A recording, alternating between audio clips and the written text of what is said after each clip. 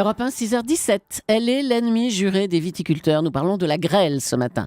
Après le Bordelais et le Bourgogne, les orages ont frappé l'Aude et l'Hérault et font craindre le pire pour les récoltes. Europe 1 vous répond, Jean-Philippe Ballas. Bonjour Olivier Pouls. Bonjour. Rédacteur en chef adjoint de la revue du vin de France. On a vu, c'est vrai, les images impressionnantes des dégâts causés par ces averses de grêle. Vraiment de gros dégâts.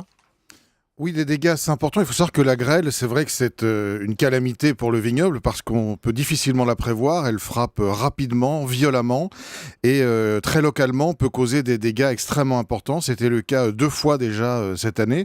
Un petit peu au début du mois de juillet où c'est essentiellement la région de la Bourgogne et du sud de la Bourgogne qui a été frappée.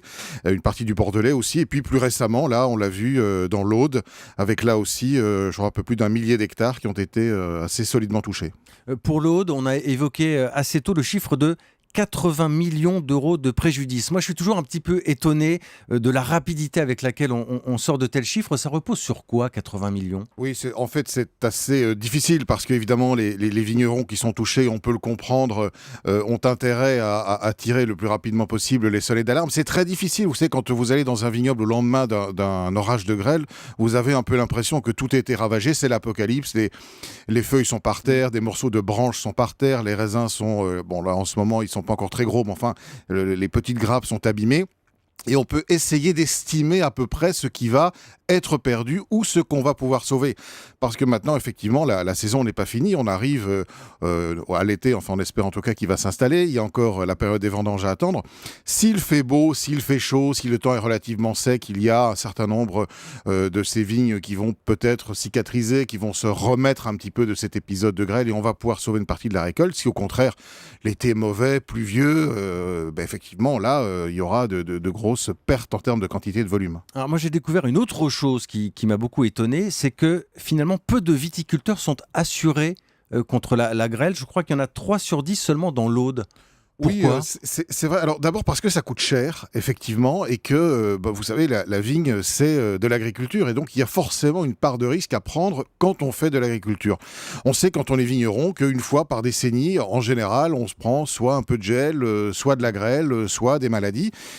Et comme les primes d'assurance sont relativement élevées et qu'il faut bien dire dans un certain nombre de régions on avait été relativement tranquille ces dernières années, ça ne les incite pas forcément à s'assurer.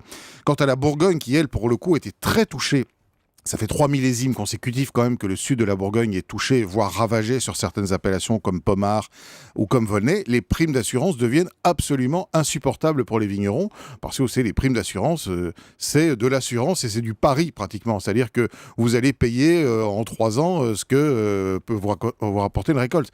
Donc le jeu n'en vaut pas forcément la chandelle. Et puis, vous savez, les grands vignobles aujourd'hui sont très prospères, gagnent beaucoup d'argent et peuvent peut-être se le permettre. Il y a beaucoup de vignerons aujourd'hui qui vendent à des prix assez bas, qui ont de mal à joindre les deux bouts, et pour qui payer une prime d'assurance, c'est très, très difficile. Très concrètement, ça veut dire qu'avec moins de raisins, en raison de ces orages de grêle, on va produire moins de bouteilles qui vont donc coûter plus cher, c'est ça ? Alors, sur les zones données, évidemment que la production va être basse, mais enfin, il faut quand même relativiser l'effet de la grêle au niveau du vignoble dans sa globalité.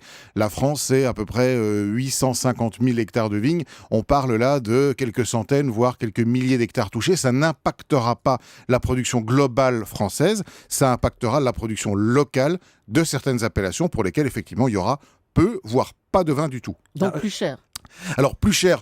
Oui et non, c'est très difficile parce que forcément, la demande va être là et la tentation de monter les prix va être là aussi. Maintenant, tout va dépendre de la qualité finale du vin. Et si le millésime est très bon, on peut imaginer qu'effectivement une hausse de prix sera acceptée.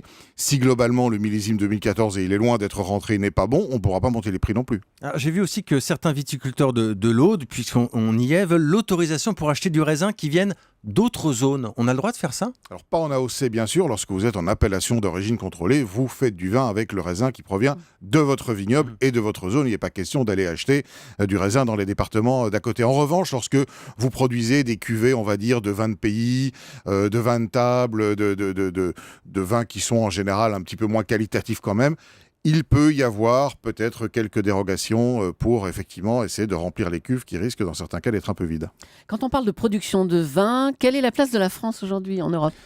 Alors, on est un peu à touche-touche avec l'Italie. Globalement, on peut dire que la On France n'est pas est... avant l'Italie. Alors, ça dépend des millésimes. On a été et on peut être avant l'Italie. Ça dépend globalement du volume de production d'un millésime. Mais vous savez, par exemple, le millésime qui vient de passer, donc le millésime 2013, est un millésime historique de très faible production. Non pas à cause de la grêle, mais tout simplement à cause des conditions climatiques du printemps dernier, dont on se souvient, qui avait été particulièrement froid, pluvieux. Et globalement, il y avait eu peu de sorties de raisins et une des productions historiquement les plus basses qu'on ait connues depuis longtemps. Et l'Italie nous est passée devant.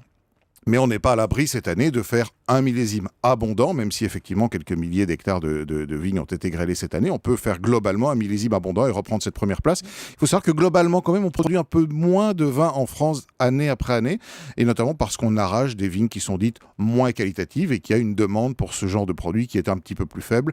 On se recentre, et on a raison d'ailleurs, vers la qualité. On peut produire peut-être un peu moins, mais mieux. Merci beaucoup Olivier Pouls, rédacteur en chef adjoint de la Revue du Vin de France. Bonne journée.